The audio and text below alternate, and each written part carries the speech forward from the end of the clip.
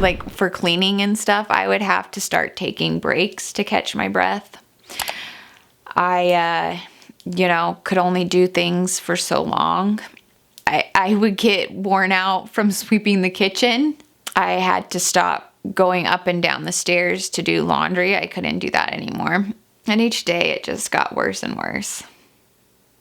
I'd have to take more breaks. It got to the point where, like, when I was walking, I'd get out of breath. Even when I was sitting down, you guys, sitting down doing nothing, I was breathing like I was working out. I felt like I couldn't get any air into my lungs.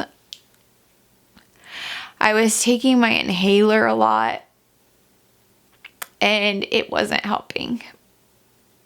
I'd get asthma attacks, and they would last so long.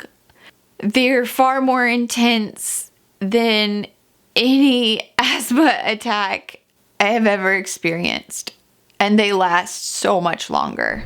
The pain you feel in your chest and your lungs, it feels like somebody's wrapping a corset around your lungs. Like, it feels like you're being squeezed so tight. And it feels like it's like this kind of heavy feeling in your chest, or like kind of a cold feeling. Like, I don't know if like when you're running in the cold weather and that feeling you get in your chest, or this cold feeling, it's like that. And it happened a lot. So our 2-week quarantine is over. I'm still having issues breathing. My husband's gone. He's going to work, and he ends up having to stay in town for work. Because of the weather. I think it was the 23rd or the 22nd. I was having such a difficult time breathing that I finally decided to call my doctor and request, see if he would give me a nebulizer and some breathing treatments, because I have asthma and I had been on that before. My doctor actually listens to me and what I say, and since having COVID and everything, like, he actually listens. So he actually approved it. If I wouldn't have gotten it, if my doctor didn't write it, there's no freaking way.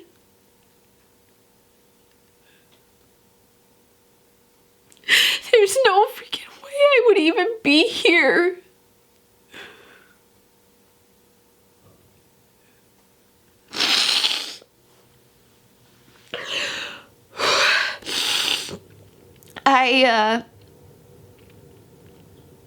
I started doing the breathing treatments and stuff, and even still, it seemed like it was barely even making a difference. It had been a couple days and I had been doing the treatments, My husband was back on Christmas Eve. We were watching The Walking Dead, trying to eat, and you guys, it was difficult to eat because just chewing and then trying to breathe, and honestly, it sounds so stupid, but it was a lot of work. It really was. It was, God. It was like, eat or breathe, you know what I mean? I couldn't even laugh, like even go, haha, or whatever. I couldn't do that. I couldn't cry. I couldn't get angry. Like, I had to hold my emotions in, because if I tried to laugh, like, I couldn't breathe. I finally went in and was getting my nebulizer treatment ready. I'm like, okay, I gotta go, like, I need to take this. And so I did, and I was taking it, and I was still having such a hard time breathing. Like I said, I've had bad asthma attacks before, but nothing like this. Nothing. So I was on the nebulizer, the second treatment. And I was trying to put that in. Okay, I'm gonna show you guys. Oops. Sorry, I was on my hand. Alright, so this is the nebulizer. Yeah, plug it in. It's just this breathing treatment thing. Oops. Oh, I'll just take this off. Okay, so I can't get taking this all apart. Okay, so this thing right here, I couldn't even untwist this, you guys. I couldn't freaking untwist this. Wait, I'm trying to. It's a little bit stuck right now. But yeah, I couldn't even get this off. I was having troubles getting just separating this bit here. There's these. You take one of these off. I was having troubles doing that and pouring it in here, and then my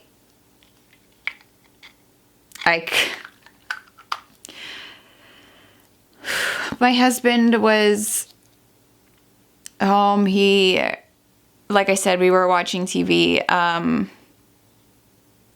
And as I told you guys, like, I wasn't gonna worry him or anything. I was just doing my thing, you know, and he could hear me struggling to breathe, so he came in, and then he saw me, like, I was like shaking and I was struggling so hard to get this open, and he started helping me with that. I was so out of breath. Just have to, and then, but obviously, yeah, it's not plugged in or anything, but yeah, you sit there 10 minutes or so every so often and do that, and then it felt like it wasn't even working this time. I was like right here and so freaking weak. My husband, he started holding on to this. I had my head up like this. I don't know, it was a lot easier to try to get air through, and I was just so tired. God. Yeah, so I was there for about, it was about a couple of hours before it finally stopped, and I could finally breathe again. I'm going to show you guys, okay? So, you see that door there? That is what I was staring at, and that is what I remember looking at. I was so freaking tired. I was trying so hard to breathe, and I still couldn't get any air. As time progressed, I just kept getting weaker and weaker and more exhausted trying to breathe. I remember staring at the door and my eyes like going to the back of my head. Like, I remember just looking and then my eyes just being like, and almost like I couldn't do it anymore. You know, my husband wanted to call an ambulance and I was like, no, like I couldn't hardly.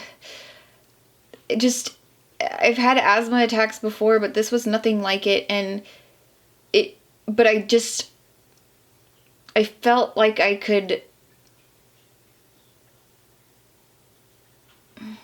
felt like I didn't need an ambulance, and I'm stubborn, and no, and I was trying so hard to breathe, so freaking hard, and I'd stop, like every now and then, you know, the nebulizer would loosen some stuff up in my chest and I'd spit it out, and then I'd try to take a drink of water. I couldn't lift my water. My husband had to do it for me. He had to help me drink things, and it felt like I was drinking so much, but I had only drinking just a tiny bit. My body became so stiff and shaky.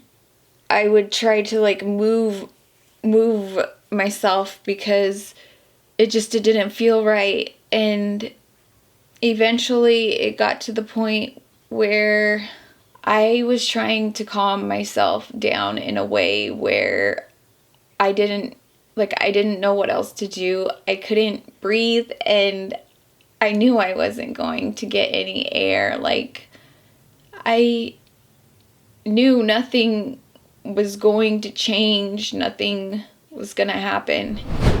My therapist, there's this thing I'm supposed to do, basically the happy place, So I started imagining being on a beach, with the waves and the sunlight, and just because, oh God,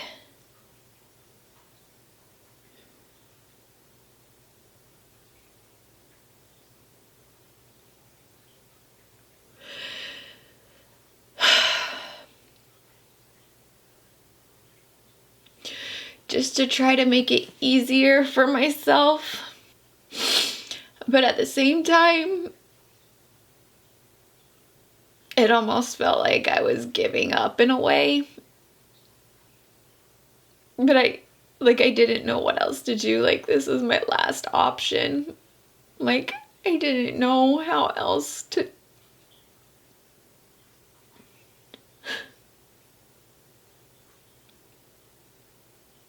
It really sucked.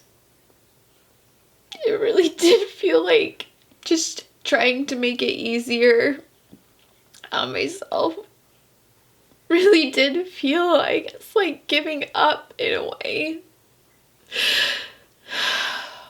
Oh God, about that time, like, it was just like my head went back. Like, I was so freaking tired. So tired. That's all I'm gonna tell you for that part. But if I hadn't had that nebulizer and that treatment, there's no way I would be here. So, anyways, once I could finally breathe again, it was amazing. God. It was so weird. I came back, like, it was just a completely different state, and my eyes, like, it was really weird because my eyes had gone back, like, rolled into the back of my head, and I was, like, almost, like, getting loopy in a sense, like, in my, like, the whole LSD thing. And once I finally was getting back into a regular state and could breathe again, and my eyes were able to see again, and it was really nice. That night was exhausting. That was Christmas Eve. So that was an eventful Christmas Eve. After that, my body was still stiff and shaky and weird. So, and I know, like, even after an hour or so after it happened, like, I had to go pee, and I couldn't, like, my body wouldn't let me. It was weird. Anyways, moving on. As I said, each day that passed, my breathing got worse and worse and worse. Made me so freaking angry because there's nothing I could do about it. I couldn't do anything. All I could do was freaking lay in bed, and even still I would have a hard time breathing. I eventually I got so weak I couldn't get up. I couldn't use my arms to push myself up from bed. I was shaky a lot. I would get the shiver, like I would shiver a lot. I was cold. I became so weak that I couldn't take if I take a step, I would have to stop and catch my breath. I had to use the walls, or my husband, to help me walk.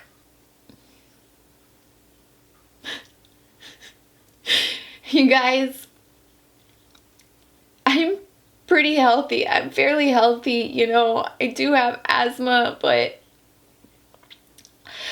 I work out. I mean, I don't always eat the greatest, but I eat plenty of fruit. I take care of myself. And I felt like a 98-year-old woman could get around better than I could. It is so freaking discouraging, and it's just like so hard to breathe, and this is what it's gonna be like forever. This is just gonna suck. And like, there's nothing I can do about it. I tried to prevent it from happening. I've tried to tell other people. I've done the best that I could do, and it still wasn't enough, because it takes other people. It takes us all working together. And people didn't care. They don't care. And it makes me so angry. Because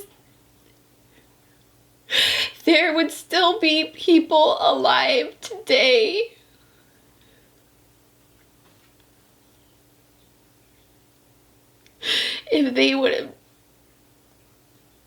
if people would have chosen not to be so selfish. But no, now there are people suffering, and now there are people gone.